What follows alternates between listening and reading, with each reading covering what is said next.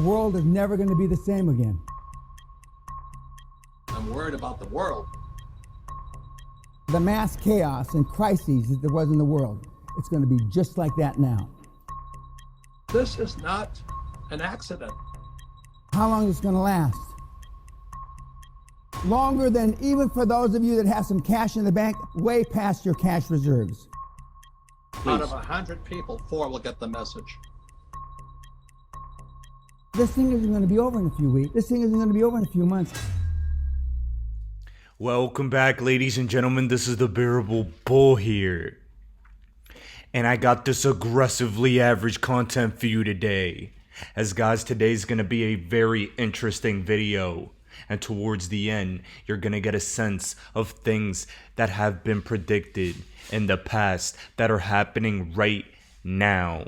Ladies and gentlemen, it's no coincidence that the XRP community has been talking about everything happening in the world right now, years in advance. And it's because XRP will be so important for the future of the global financial system. It's hard to say that we've always been right, but we've always been right. And a message I have for all of you is, show me an insecure crypto investor and I'll show you a future millionaire that is lost. Guys, you are in the correct place at the right moment in time. And I'm going to prove to you how on the money we've been. First of all, on Instagram earlier today, I posted this specific chart showing that the DXY is about to collapse. And it's been following this exact pattern down below to a T. Ladies and gentlemen, what that means when the US dollar is about to crash is that stock and crypto prices typically rise. I remember just a couple videos ago, I stated I finally turned bullish on the altcoin market. I told you guys all of that.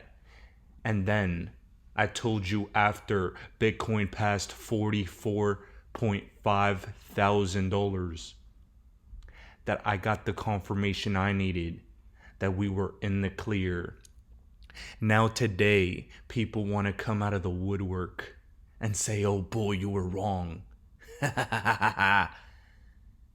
Even though I showed them a chart saying that if we retrace to 38 to 42K, it was a healthy retracement. Ladies and gentlemen, I'm here to say yet again, I believe altcoin season is about to happen. I believe we do have our short window in time to prepare and take profits from the crypto space. However, this point needs to be reiterated. Just in case I'm wrong, I have cash on the side ready to buy the dip. I don't believe I am wrong. But that is how you remain a humble investor and pay respect to all scenarios. You see, we are in turbulent times. And this is the type of language that's being used in these times. Putin stated Western sanctions are akin to a declaration of war. That is strong language. And honestly, guys, I have to say yet again, I'm praying for the state of the world right now, as things are heating up. It is a very delicate time, and I'm always aware of that. But we have to control what we can control. And what we can control is our personal finances. Ladies and gentlemen, let me show you something and remind you of why we're here. The World Economic Forum predicted a cyber attack with health crisis-like characteristics. And oh, just like clockwork, the New York Times is stating that America isn't ready for what's coming. I've dealt with foreign cyber attacks, but America isn't ready for what's coming. This was published yesterday. What exactly is coming? Probably Russian cyber attacks. Again, get your cryptos off the exchanges and use your offline hardware wallets. And honestly, we're at the point where you should really consider getting your money out of the damn banks. And there's a reason why. Ladies and gentlemen, the bank you use may have Russian exposure and you don't even know it. And let me give you a critical example. Here, this article describes how sanctions on Russia will alter global payment flows. And it's just interesting yet again that the payment system is at the forefront of what's going on right now, as we knew that XRP will be at the forefront of revolutionizing payments. Not a coincidence at all, my friends. Here, we have to understand that Russian banks have been cut off from SWIFT. Which banks specifically? Ladies and gentlemen, one of those banks include VTB. And here on the Treasury Department's website, it calls to disconnect the Cyberbank, SBER, other Russian ties. Guys, what does this mean? It means that Russia's economy has been severed from the world, much like this Wall Street Journal article writes. However, $120 billion is exposed in Russia, and it's exposed from external institutions. I named you Cyberbank, for example. It has branches in Europe. But this is the thing, guys. 10 years ago, a Russian entity purchased Cyberbank. So now the depositors of that bank that may not have been suspecting, now these individuals may be losing their life savings. Now they are insured, but only up to a certain amount, as we know. In addition, guys, and this may hit a little closer to home, Citigroup says it has a total of $10 billion in Russian exposure. And what is likely to happen here? Well, as retaliation for all of these sanctions, that $120 billion across numerous banks of Russian exposure, ladies and gentlemen, that's going to be state-owned capital. They're going to seize those assets. And the reason is retaliation to what's going on right now. That means people's money is going to go away. I warn that crypto exchanges may freeze your assets, but in addition, your bank accounts may be frozen. Do you not think this is likely? This is already happening. Bank runs in some of the biggest economies on the planet. It's going to trickle down, or maybe trickle up should be the right phrase I use. The entire global financial system is going to feel the shockwaves of cutting off Russia from the global economy. Don't you forget it. Russia's currency is imploding. That is not a minor event, my friends. That is going to cause a retaliation, and a Russian cyber attack could be the narrative they use to freeze our bank accounts and our financial system. Who knows? But all I know is this. Self-custody in the crypto space is going to be the most important thing you could possibly do to protect yourselves. Good Lord Almighty. You better, or else. And the things I've stated in this video up to this point are the reasons why I would recommend when you take profits to take them into USDC and Pax Gold as a stablecoin to ensure that you self-custody your crypto profits and you don't have that banking exposure and that potential for your bank account to freeze or exchanges to freeze your assets. Ladies and gentlemen, I do not like saying what I'm saying. But not only do we have to fight against crypto volatility, not only do we have to execute on taking profits correctly, but we have to plan for the likely scenario that our governments and banking institutions could steal or freeze our money. This is the state of the world we're in. And it's a very, very frightening one. Here, For the rest of this video, I'm going to remind you about these Russian sanctions, these cyber attacks, potential bank runs, bank bail-ins, and the freezing of assets. And then use that to lead you into a bold prediction Jim Rickards made a long time ago. This prediction seems to be about to happen. And what's happening right now in Russia, I believe, is going to be the excuse. Please take a listen and please sit through this video as you gain a better understanding of the moment in history we're in. And remember, if you are an XRP holder, you are positioned correctly to profit out of the other side of this global catastrophe. I'm praying for everyone, but please take a listen. I was having dinner with a friend not long ago in New York City. We met at a place called Oriole, which is in Midtown. My dinner companion that night was a senior advisor to BlackRock.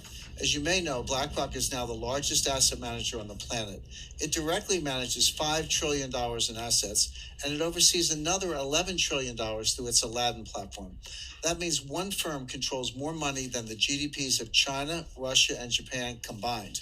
Anyway, my dinner companion happens to work directly for BlackRock's CEO. As we nursed our white wine and the evening wore on, she let something slip. If I remember her words, she said something like, "They want to tell us we can't sell." What was she talking about? Who was she talking about?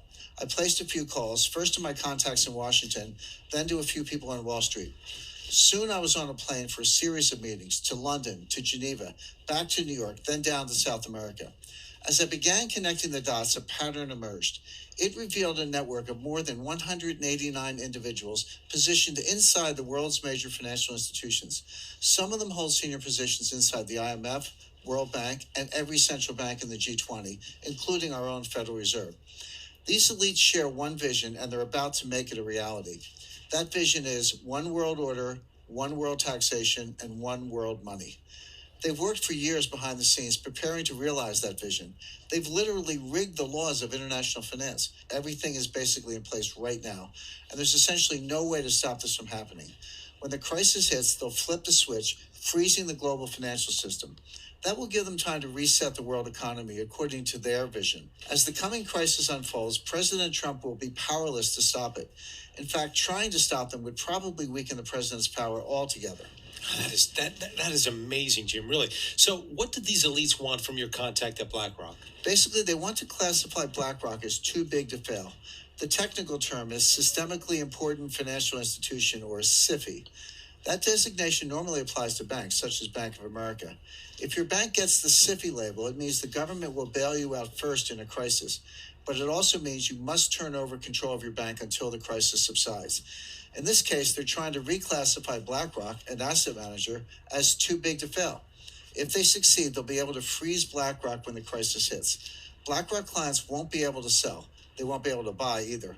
Their accounts will go dark indefinitely, and the elite operatives will take control of BlackRock's assets remotely via the internet. But our research shows that their ICE 9 plan goes much, much deeper than that. Now, you refer to their plan as ICE 9. You just said that. What does that mean? It's a reference to the Kurt Vonnegut novel, Cat's Cradle. In the book, a mad scientist creates a new form of water molecule called ICE 9. When it comes in contact with other water molecules, it freezes them at room temperature. One drop of ICE 9 can freeze the whole ocean. And that's what these elite operatives are about to do to the world economy. Now, can you share with our viewers exactly who these operatives are and what their ultimate goal might be? Like I said, John, more than 189 elite agents have slowly wormed their way into leadership positions across the board. They now sit at or near the head of the IMF, the World Bank, and even our own Federal Reserve. They also control much of what happens at the central banks of China, Russia, India, Brazil, Canada, and Europe. As you know, these institutions form a kind of global superstructure. It forms a kind of snare net encircling all nations. Their leaders aren't democratically elected. They're not accountable to you and me.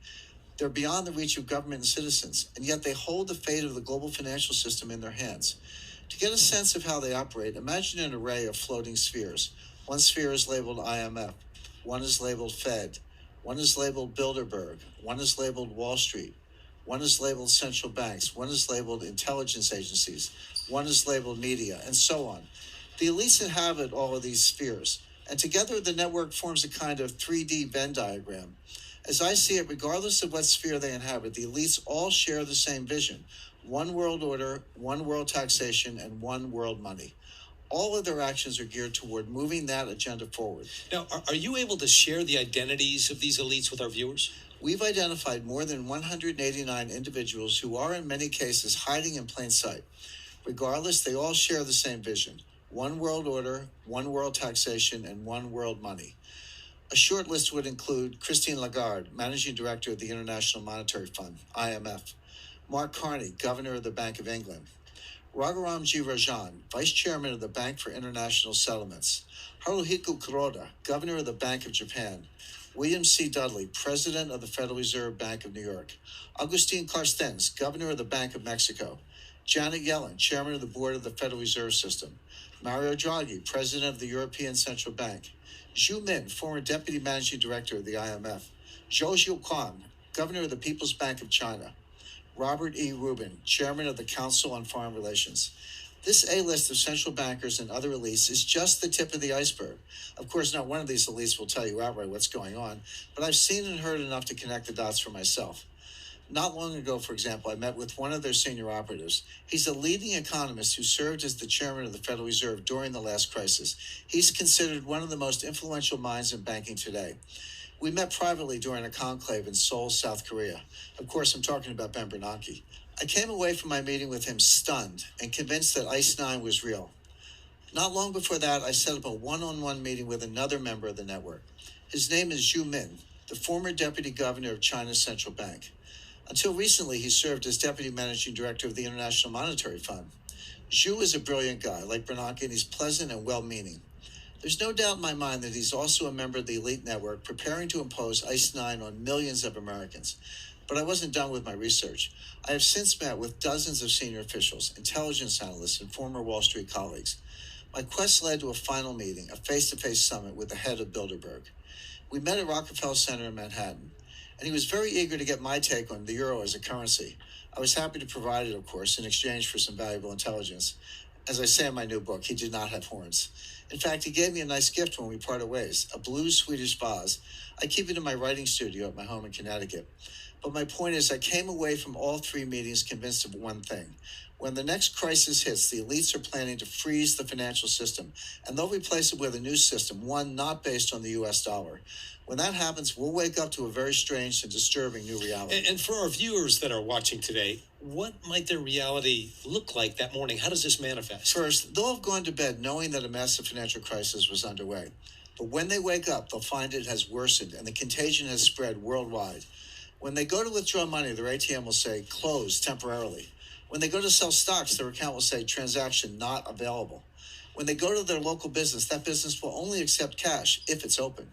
As citizens realize they're being barred from their money, riots will erupt. It's going to get really bad really quickly. How would such a freeze actually work? And wouldn't that be highly illegal? Well, it wouldn't be illegal technically because they've been quietly laying the groundwork for years. They've rigged the financial laws, changed the rules of the game to allow this to happen. The stage is set. They have the levers in place. The lights are positioned. Now someone just needs to flick a switch and they'll impose ICE 9 rapidly. And again, all of this will be legal because they've rigged the system in their favor. Here in the U.S., for example, Congress pushed through something called the International Emergency Economic Powers Act, or IEPA.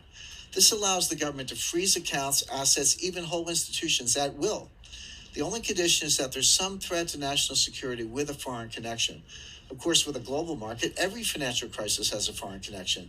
Any systemic crisis fits the bill. And the thing is, when the next crisis hits, it's going to be so bad, President Trump won't have any choice but to go along with the elite's plan. Wow. That is, you have to admit, that sounds somewhat hard to believe. Now, how could these operatives actually freeze a whole country's financial system? Well, fortunately, we have some recent real-life examples to study. The elites have been conducting a series of dry runs for years, leading up to ICE 9. Look at Cyprus, for example. A few years ago, the Cypriot economy was in trouble, especially the banks. The IMF stepped in and loaned Cyprus $10 billion, but the loan came with strings. Now pay attention because this is precisely what they're going to do. But imagine it on a global scale. So in exchange for the capital injection, the IMF demanded control over the Cypriot banking system. More specifically, the IMF froze the entire system, literally every bank in the country. And they did that to ensure the IMF's demands were met, including strict capital controls. So how did all of this impact regular citizens? Their local ATMs went dark. Even the bank branch was closed, permanently in some cases. Citizens could not withdraw cash. They couldn't even transfer funds from one account to the other. What came next? Wealth extraction on a grand scale. The IMF basically stole 6 to 10% of all the cash in the Cypriot bank accounts. How did the elites justify this? They called it a levy, the price regular citizens had to pay for their government's missteps. Keep in mind, these asset confiscations were done at the balance sheet level with the institutions themselves. They never had to confiscate individual accounts. They froze every account by controlling a handful of the country's biggest banks. When the next crisis hits, we're going to see this here in the U.S. and around the world, and it'll be a highly coordinated global attack on the entire system simultaneously. You want to know how to be a successful investor? The answer is stay with what you know. Don't listen to me. Don't listen to TV people, internet people. Just stay with what you know. If I told you you can only have 20 investments in your life, you would be very careful. You wouldn't be jumping in and out, listening to hot tips every day, every month. You would stay with what you know and you would become a successful investor. Everybody watching this knows a lot about something, whether it's fashion or cars or sports or something. When you see something that you know is going to be successful and exciting, don't just say, oh, that's going to be great. Don't tell all you. Then you go and you do your research and you figure out how to and if you should invest and how to invest, and then you invest. You will know it long before I will, or long before other people in the investment community. You will also know when to sell, because you will know when something's going to change again. Nobody likes to hear it. Everybody wants a hot tip. Everybody wants to be rich this month. In those days, we did nothing but focus and concentrate and dig deep and dig deep and dig deep.